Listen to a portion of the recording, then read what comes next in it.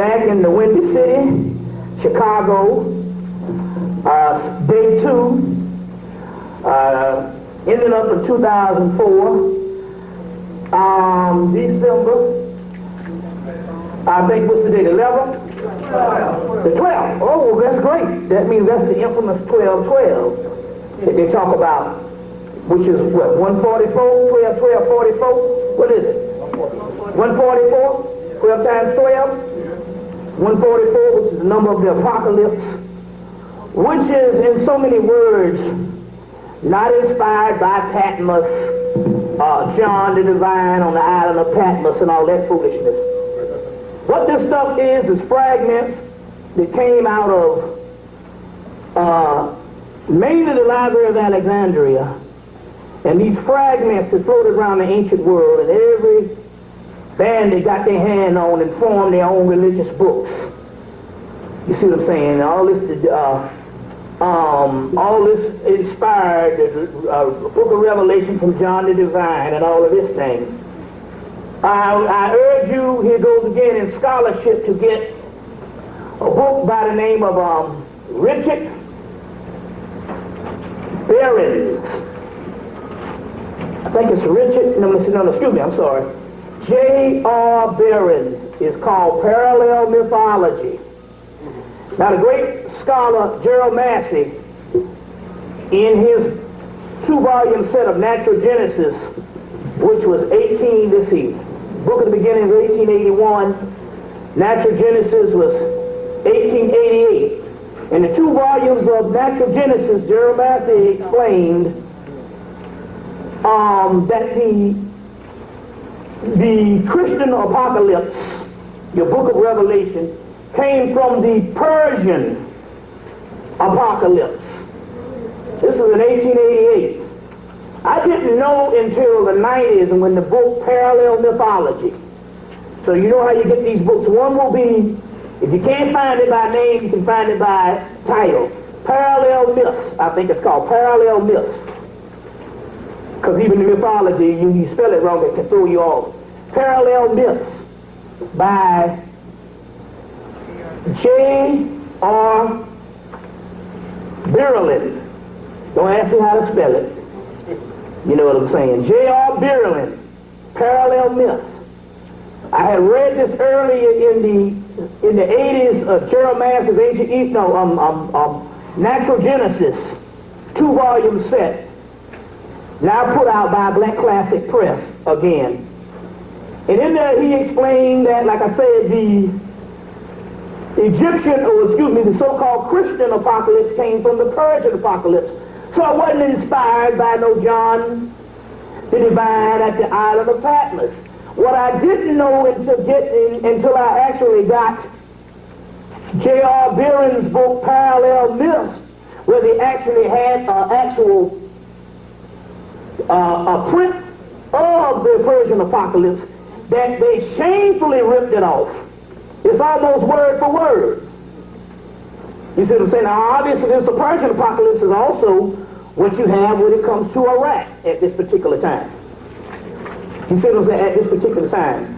It became Iraq in, 1925. Before that, it was Persian. Before that, it was Babylon.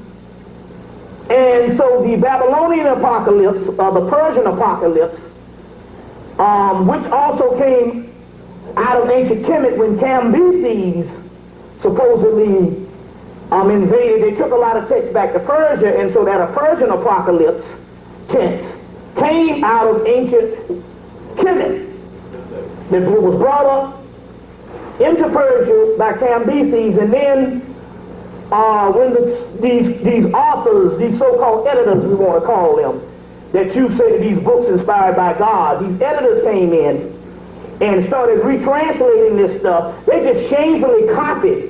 That's why I said, get this parallel myths book and just look at the book of Revelations and then look at the one from Persia, and it's almost verbatim. Now, these mythologies do have certain things they can offer if you don't look at them on a historical level. That's the shameful ripoff. Sublime mythology makes grotesque history. And when you look at these things as a historical level, then you lose all meaning, and that becomes religious. But if you look at them in their regular esoteric form, so what is this thing, this apocalypse thing that we get to? Is the Persian? If the Persian one came out of Hemmitt when Cambyses invaded, and these texts went on up into Babylon at the time, then what is this text actually talking about? Why the Christians and everybody so shamefully have been trying to predict things off of this book for years, and none of this stuff ever comes true? It's because it was an alchemical treatise. It was talking about the alchemical level of the spirit in the body, of the soul transmutating or transforming itself. And it's an alchemical treatise. That's why you have your seven seals, which is your seven chakras. You got the water of life, which is also alchemical terminology. You have your lapis lazuli is in there, the white stone, the blue stone, all these things in these particular texts. The horror of Babylon, which is nothing but the sacrovertebrate and the root chakra, whose color is red, which would be Sekhmet in Egypt. So we're talking about alchemical texts, which has been historicalized, and that's why you've been knocked in the head, you see, into thinking that it's going to be these locusts and all these types of things and all these things. And in so many words, they were able to take mythology and make a story out of very complex science. Very complex science. So that 144 has something to do with an alchemical conjunction of, in so many words, it's really simple. If the 12th sign is December, then the 144 in the 12th sign has something to do with the completion of an astrological cycle, as well as something to deal with the components of the body, with the completion of the signs, or something like that. And so we're talking about an astrological, alchemical treatise, an alchemical form of a papyrus that is later on transformed into, plagiarized into the final book of the New Testament, which in actuality is a shameful ripoff for the simple fact you don't get the real concepts of these things. But it wasn't all divinely inspired. It's the same thing. Now it's ironic because one of your own brothers here, Brother Walter Williams' new book, Historical Origins of Islam, which it was by time that somebody had the guts to just attack a Latinol, because everybody's just scared to death of the doggone Muslims. But as you can see, they ain't holding no juice, because this white boy has been, since 9/11, been kicking them up the butt, left and right, starting wars on their holy days, and let you know that they just another nigger in the hood. But my point here is, if it was divinely inspired, why would the Quran and the New Testament, the Quran and the Bible, have the first 5 books of Moses incorporated into it? If it's divinely inspired, I say, if you're going to have a new book, you could have at least started with something fresh and new. You didn't have to get the first 5 books of Moses or the quote-unquote Old Testament. That lets you know right there that we're talking about ancient editing. But you must understand that these are not primitive people on the level on what you're trying to think of. And I don't want to use the word primitive, because we understand that primitive is primal, which is very advanced. But I'm saying these are not just some type of nomadic type of sand-dwelling people that that would be stupid enough that they would have to have a book inspired by them. These were actually scientists. These were ancient editors that are in the making of the story, that can actually go in and permeate the mythologies and transform it into something, or transform it into another language, which means these people were very adept and very advanced. So we're talking about, and ultimately, we're talking about nothing but different branches of the mystery system on a warring faction at a particular time. On a warring faction. Let me give you an example. What I mean by this, to give you an example. They got a white boy out of England by the name of Kenneth Grant. Was a part of the Alistair Crowley's OTO. He made the mistake of using, when he drafted his first 5 or 6 books, of using Gerald Massey as one of his chief people in his bibliography. He borrowed from Gerald Massey heavily. As a result, Gerald Massey was a person that was banned by the academic status quo of the world of academia in the early 1900s. Why? Because Gerald Massey was a person who went in to the British Museum, and the story goes, because he was a clairvoyant, he got a visit from the goddess Sekhmet. This is one of the stories. He got a visit from the goddess Sekhmet, which means he had a spiritual visitation by the goddess Sekhmet, and she said, listen, there's a lot of people going into the British Museum, and they're translating these hieroglyphics now. This is the late 1800s. And so she said, when you go in, do not flinch, but translate the truth. Because the truth was going to basically be that this stuff was all black. So when he went in and he drafted the 6 books, Book of the Beginnings, 1881, Natural Genesis, 1888, and the final book, Ancient Egypt, Light of the World, 1907. This book completely obliterated all forms of this newfound white Egyptology. White Egyptology. Number one reason why is because the white Egyptologists at that particular time and to this particular day have a brotherhood and a union with what is called the Biblical Archaeologist. So the Bible Archaeologist is a person who goes into world cultures, especially in the quote-unquote Middle East and Africa, and their thing is to try to take every archaeology and somehow make the Bible accurate through the archaeology that they find. And most of the time it is straight up lie. So as a result, the Egyptology program formed this alliance with Biblical Archaeology.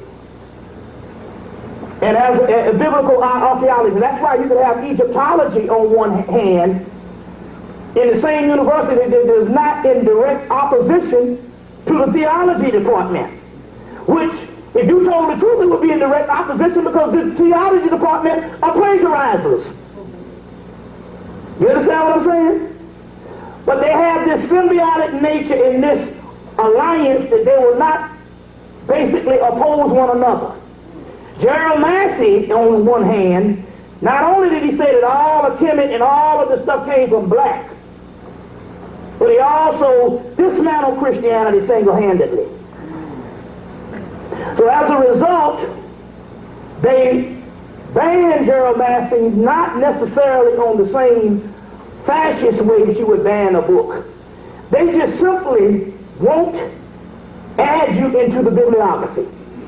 So if you wanted to be credible in the school of Egyptology, you don't add Gerald Massey into the bibliography. So they say if we don't sanction you or legitimize you, you don't exist. Well, the scene shift in the occult world, or what is the metaphysical world, same thing happened with a guy by the name of Kenneth Grant out of London, England, who used Gerald Massey and who said, all of this is black. So as a result,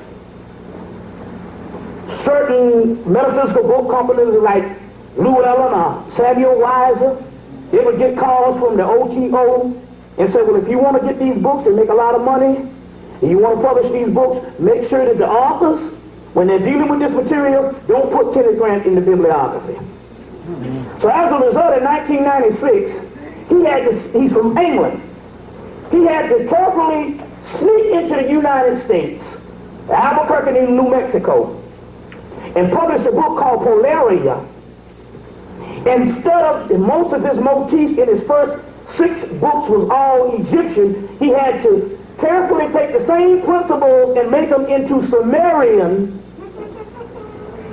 or what we call Northeast Africa. Just the storyology or the mythology, just to fool the people. And it took 2 or 3 years for them to catch on that it was none other than Kenneth Grant who wrote the book Polaria under his alias name, under his hidden name, his new name was W.H. Mueller. And Mueller was a part of his old book company from the 70s and 80s. So W.H. Mueller, and this superior book comes up and speaking into the United States. And so we still see that there's an ongoing fight to suppress certain amount of information. Certain amount of information. I just wanted to give you a story like before we got to go full libations and all that, to give you another aspect about Bible archaeology. Is this mystery of the Hyksos. The Hyksos is an agreement from biblical archaeologists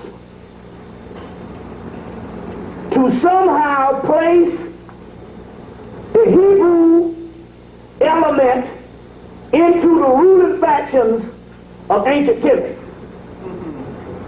Testing. I think this mic is testing. Your mic's going dead. No. Is it on? Yeah. Can you hear me? Yeah. Okay, cool. Real loud. So they want to, okay. Well, I don't need to speak with the mic anyway. It is to place, so the Hyksos phenomena was nothing but a fabrication or a hoax to somehow incorporate white folks and this whole Jewish connection into the dynastic period of Kemet. And it's all done by Bible archaeology to this day, because it's agreed upon with most Egyptologists. Even some of our black scholars use the Hyksos period as being something on the level, or being accurate on the level of what the white boys taught them. And it's a complete mystery. But here goes again, Book of the Beginnings, Jeremiah, Volume 2, breaks the code. That the Hyksos was nothing but a form. Now this makes sense. Because the Hyksos, people don't know, is supposed to be a group of, what dynasty did they first come in on? 16, was it the 16? The Hyksos? Yeah, the Hyksos. 1675, supposedly in Egypt. Yes, the 16th dynasty. No, the 13th, beginning with the 13th. The 13th dynasty, so we get the people to get the numbers right. Now, and they're supposed to have taken over Egypt and ruled for about 100 years, I think. Supposedly.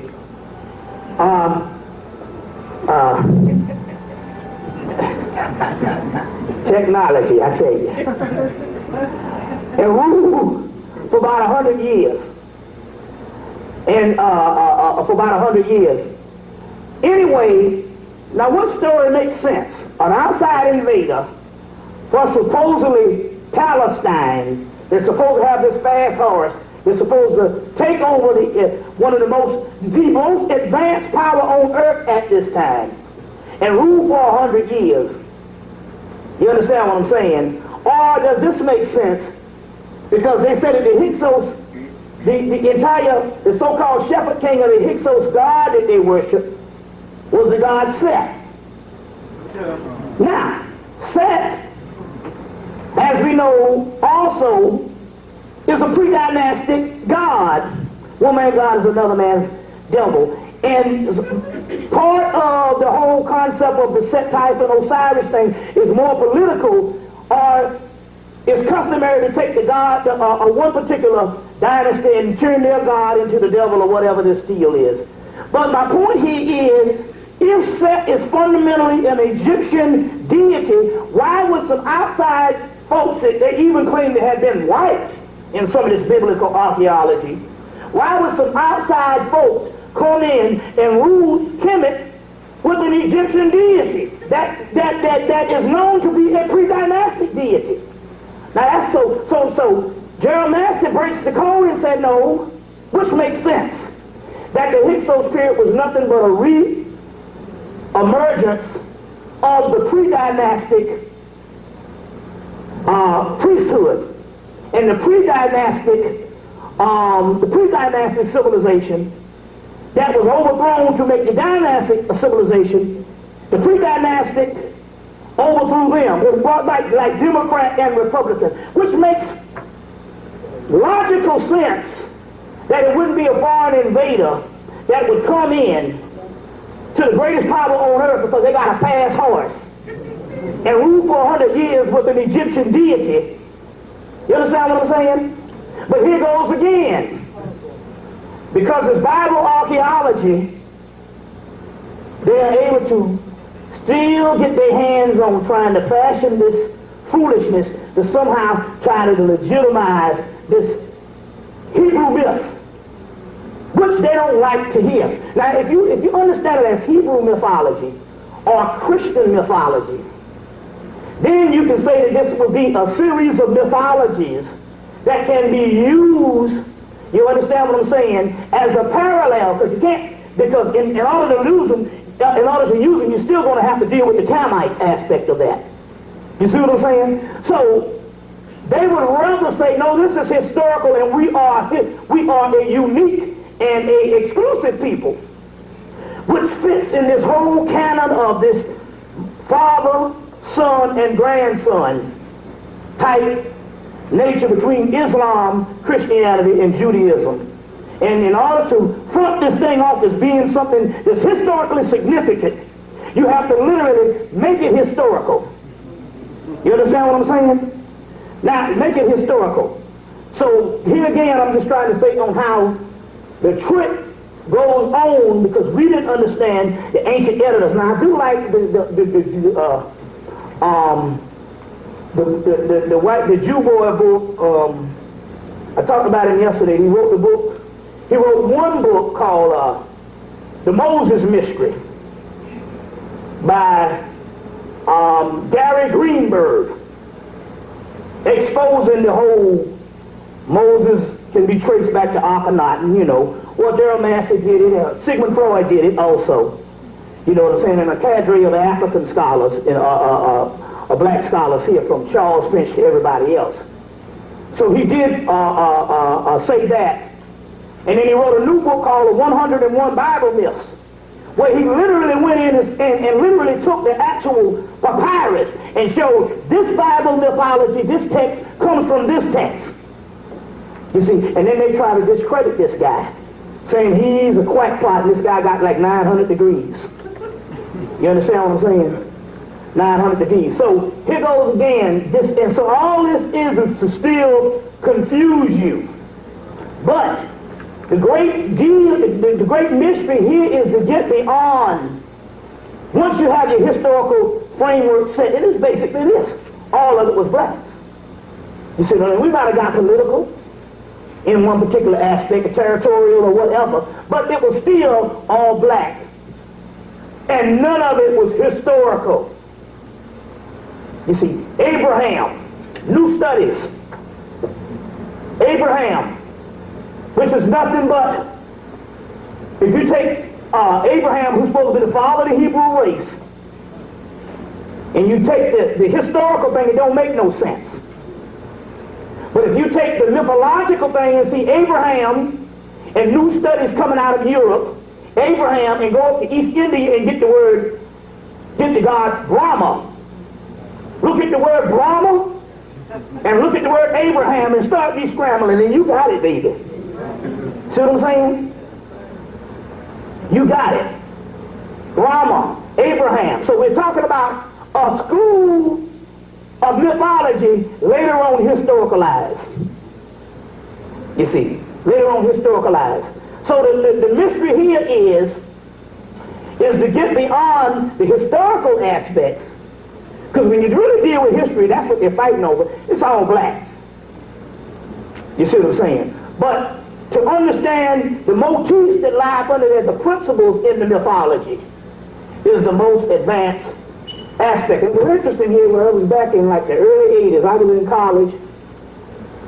It was at Benedict College down in South Carolina, black school. And I used to go and go to this place called Papa Jazz and get these jazz albums, which is another conspiracy called smooth jazz. Another conspiracy to shut down the inner ear melon. We'll go into that in a few minutes. But I met a white boy who was majoring in mythology, getting a PhD in mythology. And I said, how ridiculous, how ludicrous. I was a dead nigga back then. How ridiculous, how ludicrous. Until I actually started studying mythology and I found out it was advanced. The woman, Wendy O'Flaherty, University of Chicago, said, you know, I wrote a book on mythology in 1970 and I came back and wrote another book in the 1980s, and the same text had completely changed because they are written on multiple levels. And what you might have got from it on one principle, it has multiple, multifaceted meaning. So we're going to find out this is the most advanced stuff on the planet, is the mythology. As Gerald Master says in Book of the Beginning, Mutu means true sayings, or it has some truthful principles behind it, whether it be historical or not. One of the other things he got that also banned him is he traced the Latin word for homo. Homo habilis, Homo erectus, Homo sapiens sapien. And the word homo means Kim, black. Right in the natural Genesis. You see what I'm saying? Now we find out that your Latin language, black language, brought there by the Etruscans. Whole stories on the Etruscans, who literally took the migration of the Indo-Europeans who later on become Romans and literally wove them into the society and then disappeared and left a language, you see what I'm saying, and a culture that was later on degraded. You know, they left them a culture of the gods, or the pantheon, that later on became the basis of the Colosseum and killing people. But they left them a complete culture. Your Minoan society left a language, the Greek, a complete language, and then disappeared. Well, you know, they had the whole study of Martin Manal books in the late 80s and early 90s on this whole Greek thing, and it was bad enough that it challenged these white people. But recently, out of Oxford University, there's a new book called The East Face of Helicon. And in this book, it's demolishing the Greek thing that they're saying, that they can even trace not only from Hemmitt, but they can trace most of their chief deities that literally migrated in from Samaria. You see what I'm saying? But from Samaria and whatever these play on words, Chaldea, Samaria, Mesopotamia. You understand what I'm saying? Now, I'm inclined to understand. It's just like Drusilla Dundee Houston's book said. Kush. All of that land is ancient Kushite empire that we know ends up into India.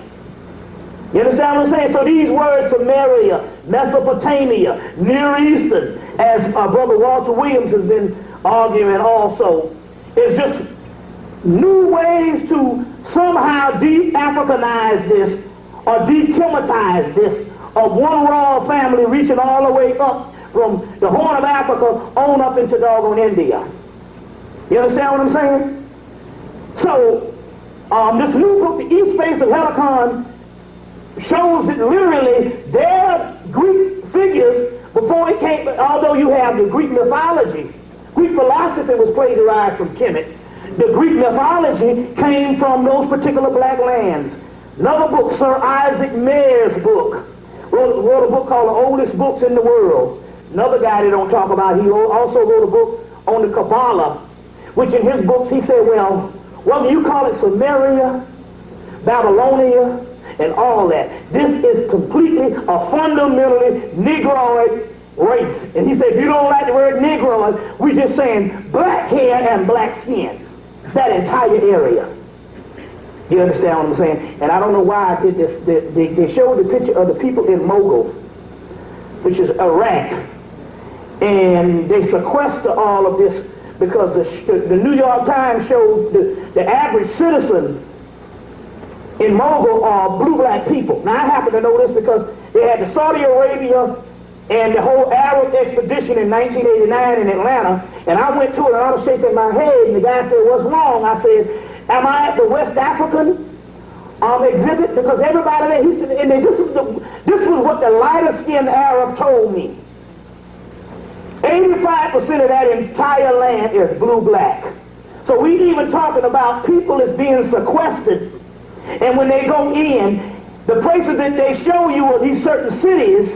It's all bombed out, and they got a certain amount of people that hang out there, but they don't show you the infrastructure or the remoteness of those of Iraq and Iran and Syria and all that kind of stuff, because those people are dark-skinned to this day. Same thing in China and in Vietnam. So we got the same thing going on in China and Vietnam. So, but Sir Isaac Mayer's book, The Kabbalah, 1888, with a Q, said whatever it is black races. You see what I'm saying? It's black races. And when he talks about the so-called Babylonia and Samaria and whatever it is our people. You see? So the Latin language, so my point here is it's like the Latin language and the Greek language.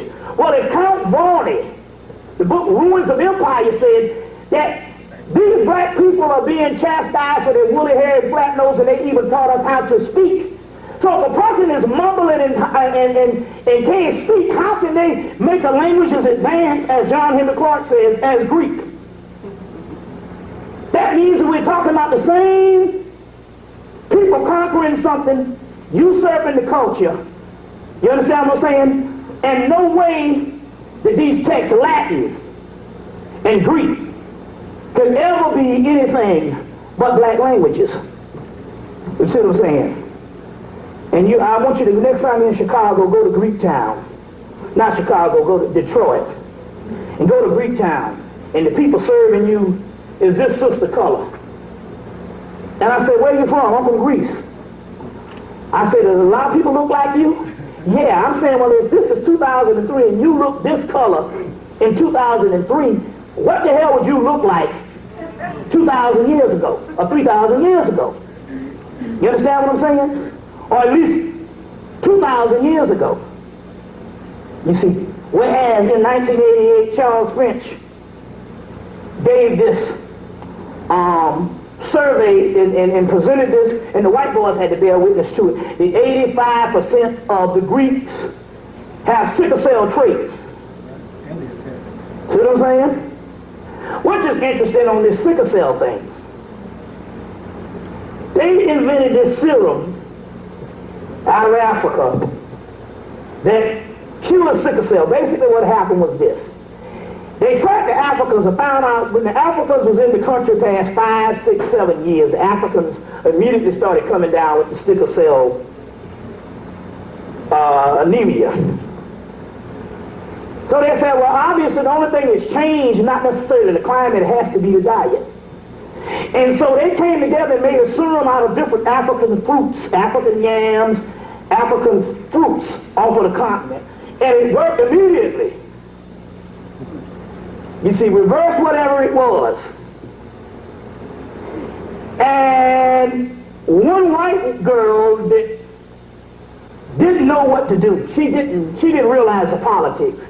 She ordered a big batch of this serum out in Portland, Oregon. No, in Denver. And when the serum got there, the hospital administrators stopped it at the door. Said, no, we can't allow this in here. And stopped it at the door. Let me know if it get a little cold up in here now. Too hot, so too hot one day, too cold the next.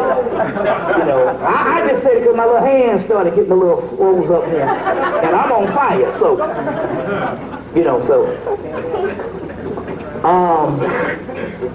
You know what I'm saying? I know black folks like that. Go to your house and shit, and they freeze you out for a minute. You know, conserving heat. You know, and pretending it ain't cold and frost coming out their mouth.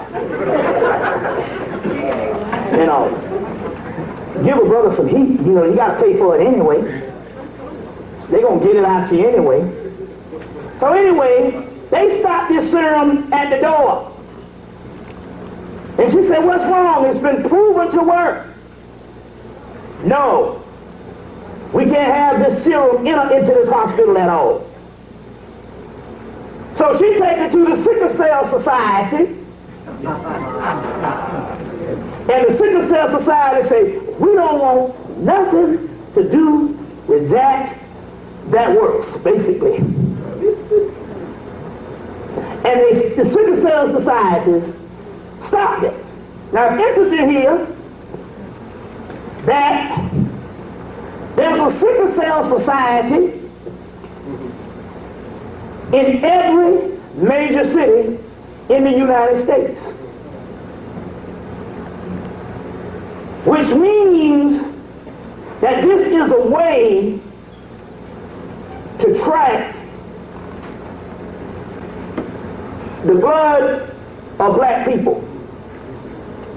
And for whatever reason, this sickle cell thing, when this serum came out, and nobody wanted to take it, but they got a sickle cell society in every major city.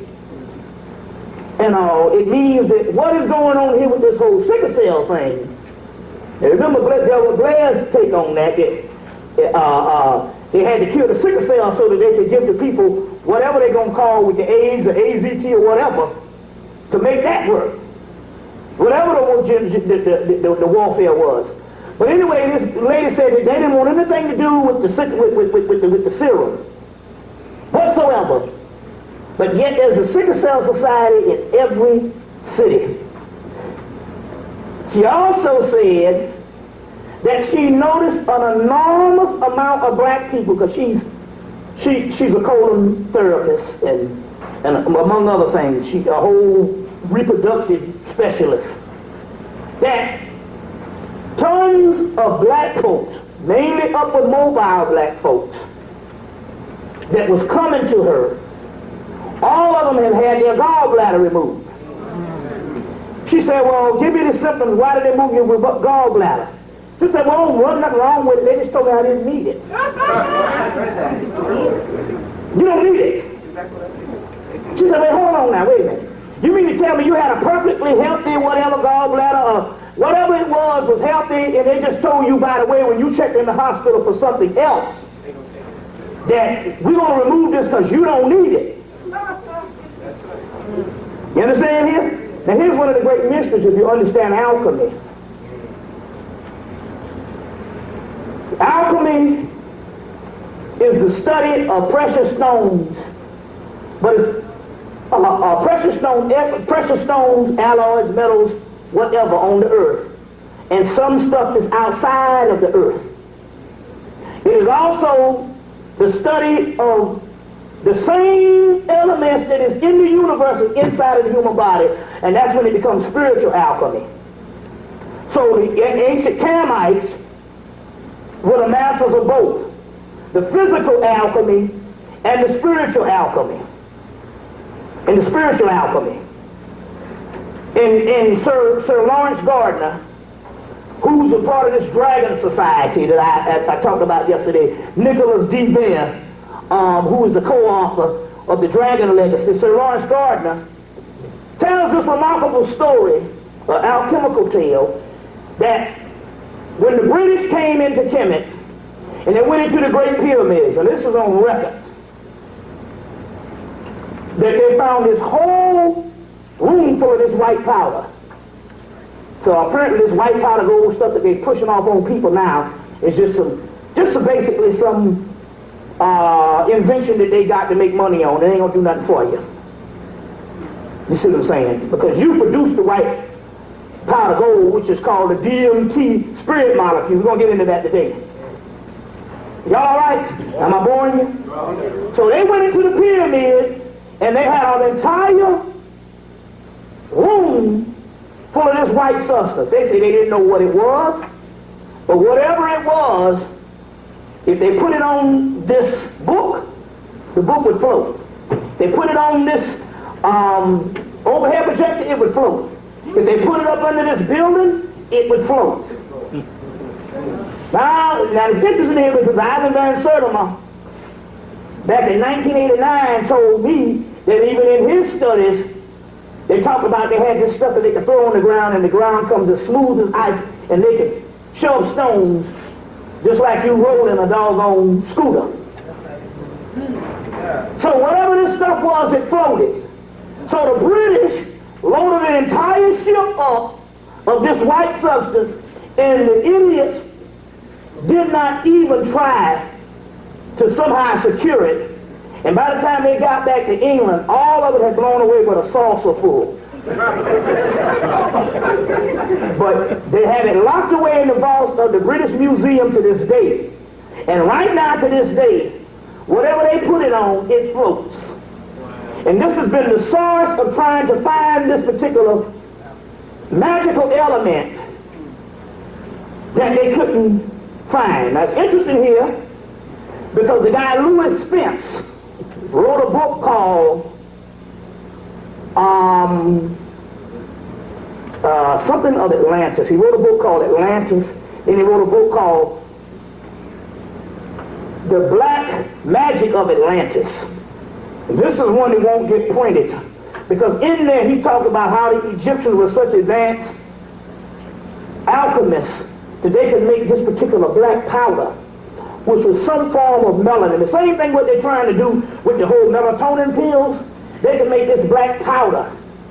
And this black powder was the source of, they could do enormous things with it. You see what I'm saying? They could do enormous things with it.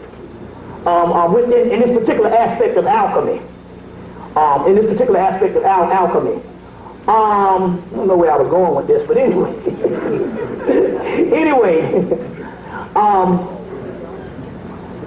With the gallstone. So we know in alchemy, the alchemist's ultimate goal is to produce the philosopher's stone.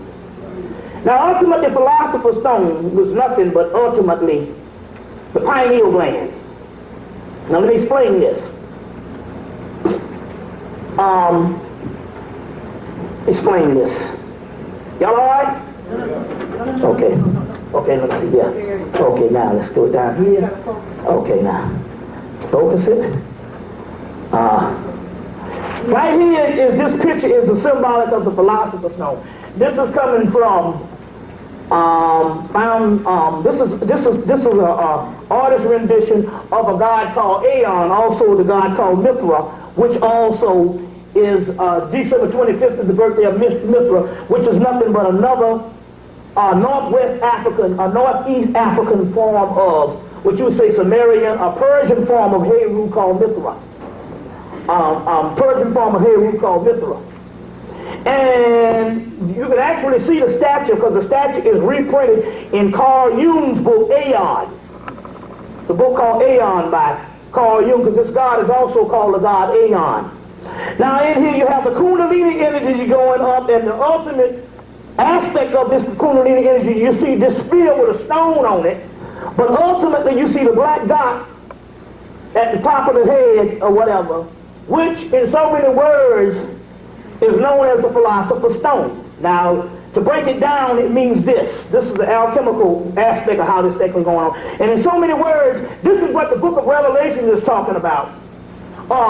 Something that is going into to produce the ultimate stone, which in East India is called lapis lazuli, which they took a physical stone, but it also means the spiritual attainment. Now, in our body, we're going to pull libations. We've got to get the God's theirs. In our body, we have every stone, every alloy, every mineral, everything that is the composite of the complete universe is in our body. But these particles and these elements are scattered throughout the body. The Jews or the jewels being scattered. You get the picture? Yeah. The Jews are the Jews. It's a mythological tale, scattered throughout the land to come back together as Israel, Isis, Ra, and the Chaldean form of Horus, El, or Al. See what I'm saying? So the jewels, which is these particular particles scattered throughout the body that will come together. Well, how does it come together? First, they have to go through the Red Sea. Well, the Red Sea, if you were to take the skin off your back, you would see these blood vessels. These blood vessels. And to part the Red Sea means that the Kundalini energy, which travels up the spinal column, parts the Red Sea into the promised land, Jerusalem. There is no J in the Hebrew thing. So the Jews go through the Red Sea, which is the central nervous system of the back, the blood vessels, on into Jerusalem. Horus in peace, house of Heru, which is the eye of Heru. The Kundalini in Egypt is called what? The Djed pillar, which means what? Backbone of Osiris. The Djed pillar, as it's spelled in English, is pronounced in Egypt Shed pillar. Jesus shed his blood so that you might have abundant life. You get it? Jesus, the Djed pillar, Kundalini energy, sheds the blood, goes through the blood vessels, on into the pineal pituitary hypothalamus. These stones that's all over the body are separated, but through water. That's one of the keys. Water and the Kundalini heat. Our God is an all-consuming fire. The jewels of these particles of melanin rises up the Kundalini into the third eye and produces one stone, the Philosopher stone, which is all these stones coming together. What the Masons say, the smooth ashlar. They don't even know what it is. They got these terminologies and stuff. Don't even know what the smooth ashlar is. Or the ultimate building of the temples. You understand what I'm saying? You get, these are alchemical terms. So the Philosopher's stone rises to make the perfected stone, which is the black dot, the third eye, or whatever. You get it? Got it. Well, the gallbladder produces a physical stone, which represents one of the first levels of some type of alchemical component that's going on in black people's body, and they got to take the goddamn gallbladder out because they know that's a gateway. You understand what I'm saying? To somehow hinder the Kundalini and third eye process. Woo! That's what's going down here. White boy is doing his job when we sleeping. Got you. See what I'm saying? It was interesting that Jewel Puka went down to Atlanta, and they got Grady Memorial Hospital. Well, whatever it is in the Grady Memorial Hospital is a Masonic sign that means for healing. The sign is backwards. Now, they say, now, one thing you don't want to do is for regular checkups or for anything that's minor, you don't want to end up in Grady Hospital for nothing. That is Black People Central. And it's basically an experimentation ward for every type of experiment in the country that the CDC is connected to, which is in Atlanta. But now, if you get in trauma on a Saturday night and your head is almost knocked off, and your guts is hanging out, you want to go to Grady. Because those doctors, those Nazi doctors know what to do. You understand what I'm saying? When it comes to saving lives on that level, on a trauma aspect. But it's interesting here that she was wandering around Grady and she ended up on some alternative floors in the hospital. And at the bottom of the floor, or offshoot floor that she ended up on, there was an entire center, a research facilities underground Grady Hospital, which literally says the research department for the black man and the black woman. You see what I'm saying? Which is the basis of research. And how they get all of this stuff is melanin research. In Russell J. Reeder's book, Melatonin, Your Body's Own Wonder Drug. You can get it for $6 now, paperback. Melatonin, Your Body's Own Wonder Drug. It is interesting that the back of the book has 40 pages of bibliography and research papers, which means that melanin research is the only thing going on in the country. And see what I'm saying? Now, they got the Tony Brown Journal. I don't know if it still come on up here. Tony Brown Journal still come on here? So, he's Pepsi Cola, which is real government, whatever. Pepsi Cola steps to him and say, look, your goal now is to convince black folks that there is no difference in the biological makeup of black folks and white folks, but just 2 or 3 cells. So the last 2 years he's had a campaign to convince people that there's no difference between black and white. Well, we can just look at just basically our behavior and just basically what we can do on the lowest level and know that we are superior on that particular thing. And I'm not talking about on the side, I'm just talking about, I have seen black folk in the ghetto that is complete gods. How did this Negro think of something like that? Now it's interesting here because I told this story, and see, I told this story, but our people, we so Christianized. Well, I'll go back to that in a minute. Let me just go back into this thing here, what I was talking about. Y'all all right? Yeah. Okay. I don't know what I was talking about. What was the last thing I was saying? What? The hospital. The hospital. Tony Brown's journal. One got this whole thing, so I'm in the spirit world, so I'm really getting lost and stuff. The second day, this Kundalini done kicked in big time. I'm drunk. So y'all have to guide me today. Anyway, because it also means that I'm drawing from the energy of the people. I do know this. When I go to Detroit, the energy is always off the charts. I see now in the breakthrough that the energy is off the chart, and I tell you why. They say, well, black people are the most oppressed. You know, Detroit is the only third world country in America. Well, I'm quite sure. Chicago is the sister of that. Well, you catch the more hell, that means the energy is more powerful. Now, I went to Virginia, and it was off the line. Whenever I start talking a couple of minutes before I pull libation, that means the energy is powerful. And I went to Richmond. I said, what is going on in Richmond? They said, man, the entire downtown was one man's slave port. Just every block you could do, they would auction the slaves off, and I said, I could tell the difference. So now, Tony Brown's journal, Tony Brown is on this quest to prove that there's no difference between black and white. You know, we spent the last 100 years saying that we are equal.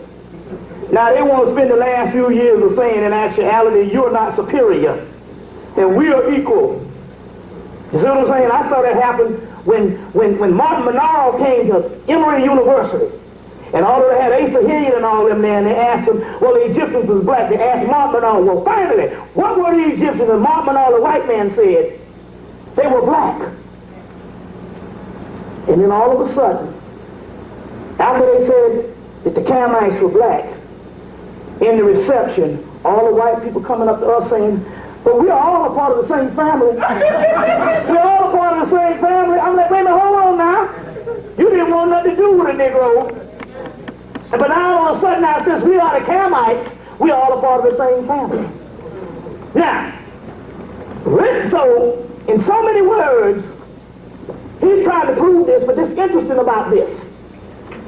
There's a sister named Sister Fanny in Detroit, Michigan, and She's good friends with Richard Kane. She does research in the lab.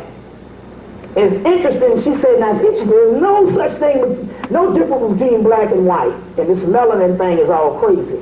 She said, but it's interesting that there's 20,000 articles on melanin on the internet each year.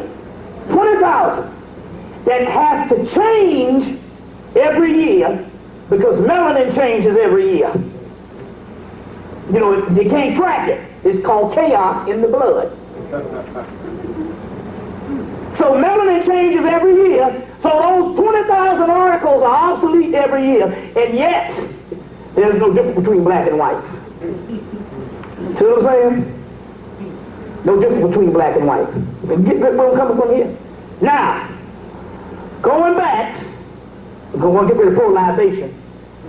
They know that there's some nature of the first level of the gallbladder having something to do with maybe the first level of, if you take the chakra system, and the first level, y'all all right?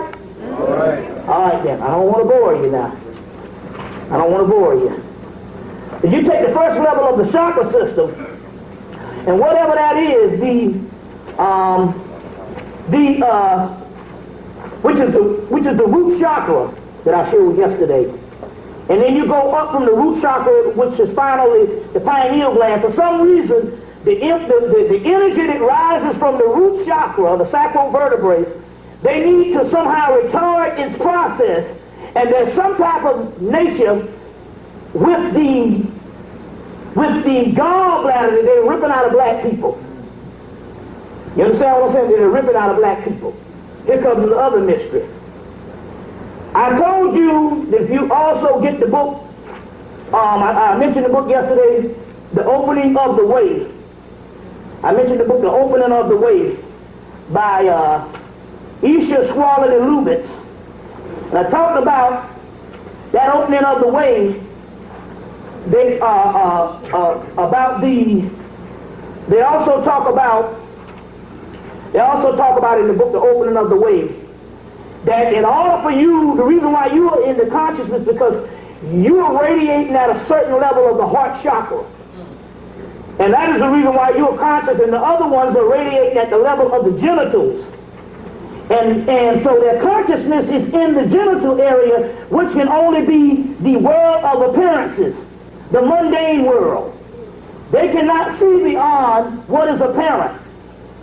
About like children, I can't say that about children, because children have very vivid imaginations until they get in high school and the ego says, I am not to ponder certain things, and these things start shutting down.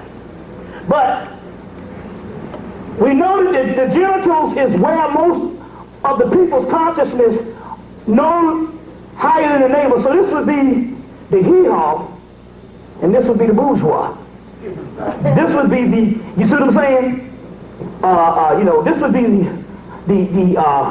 the hoity-toity. This would be your ghetto Negroes. And this would be your so-called educated Negroes. All of them are in the so-called lower region. You see what I'm saying? Because whenever you become conscious, you are vilified, scorned, not only by the hee-haw, but the bourgeois also. And all of them are on a low level because they only can perceive knowledge on the realm of the appearances. No vision. You see, and especially educated, because he was manicured into a vision or a fashion that his employer or the person who molded him for employment. So there is no such thing as education in this country. That's the first rule of the Illuminati handbook, the occult technology of power. Education is not allowed. The only kind of education is self-education. That's why I tell any person, people say, I didn't go to college and I wish I went to college. I'm like, so what? You learn how to wear a suit a little better? Or learn how to drink a better alcohol or party? I said, because what I learned in college had nothing to do with this knowledge or gnosis. And all, and I remember I remember I was standing on the yard and the basketball coach, he said, you went to college, you educated. And he said, something's wrong with you. You feel a little sad about something. He said, what's wrong? And then I was still dead at the time. I said, I thought when I went to college that I would have this feeling of knowing something. He said, I don't know nothing. I don't know nothing. Then I went for another, and then I went for 8 years, and I said, I don't know nothing. I've been in here for 8 years. I'm about to get my pensions. This nigga becoming a career student. I started going to school for 3 hots in a car. I said, I don't know nothing. And something in me, I was walking around and I said, I don't know nothing. You know what I'm saying? And what it is and all, but I was manicured. You know what I'm saying? I went to flew to New York to go into the shoe design business. The guy said, no, I got it all covered. You're going to be the next Negro, the next future Negro for us. Go back to Atlanta and get some black investors and go back and chill out for 2 months. And I said, dang, I need a job. I don't want to go back. He said, let's go back for 2 months.